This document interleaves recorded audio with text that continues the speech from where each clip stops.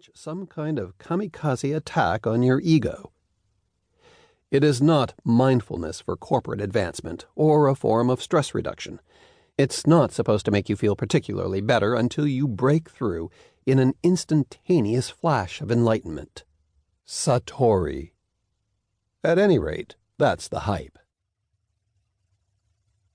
Summoned by the rhythmic sound of heavy wooden clappers, slow and ominous at first to grab your attention, then steadily increasing in tempo to cause panic, the Zen students filed into the makeshift zendo, a carpeted reception room of the Abbey repurposed for this informal session.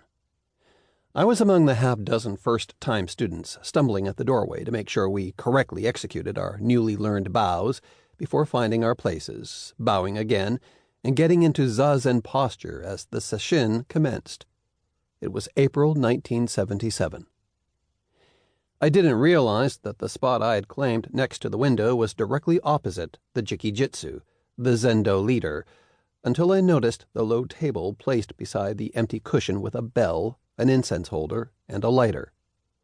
I heard footsteps descending the stairway behind me. Keeping my head down as instructed, I stared at his bare feet. His lower body dropped into the frame of my vision. I could see his hands make sharp, sweeping movements as he snapped the hem of his robe over his knees and tucked it under his feet, turning himself into an impressive black pyramid. I lifted my gaze surreptitiously to glimpse his face. It was Leonard Cohen. Really? His was a famous face, prominently displayed on the cover of his first record album that everyone owned in 1968, his thick helmet of black hair hanging practically to his dark brows over eyes with sparkles of light staring at you, the Semitic nose protruding over curious curved lips in a pose reminiscent of a 19th-century French poet. I'd heard nothing new from him since his second album in 1969, the one with the white cover and Bird on the Wire on it. I had no idea what he had been doing since, but his face was older, tighter, leaner, and more purposeful. The Zendo leader is supposed to act as if he's not even breaking a sweat during the day's arduous schedule to make everyone else feel even worse.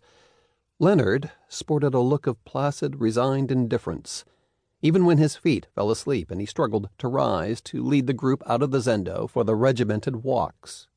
His robes looked as if they had been pressed each morning, and his white collar remained crisp and spotless for the entire week. By the fifth day, the effluvium of tortured minds and bodies suffocated the zendo. After lunch, there was a break for showers, a short nap, or wandering around outside contemplating your predicament. I'd found a little path that led to an isolated area behind the main building where I could be alone. I rounded the corner to my spot. Leonard was up ahead, smoking a cigarette in a stately posture, one hand supporting the elbow of the hand that held his cigarette. I was about to go back and leave him alone, but he turned toward me and shrugged. It's okay. No need to split. I sat down on the fieldstone wall and gazed out at the rolling farmland, glancing occasionally at him. He continued to smoke and seemed to be deeply considering some matter with furrowed brow.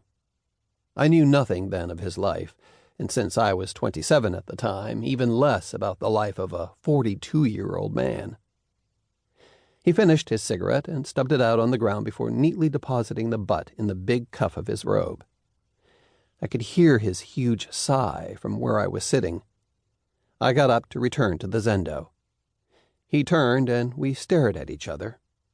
His serious face pantomimed bewilderment. I smiled at his silent question. What in the world are a couple of smart Jewish boys like us doing here?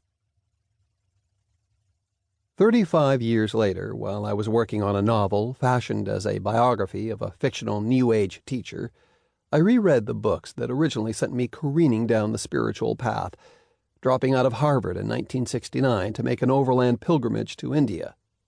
The book that resonated most strongly now was The Varieties of Religious Experience, written in 1902 by the founder of modern psychology, William James. I asked Leonard if he had ever read it. Of course, but I can't recall a word. Does it shed any light on our predicament?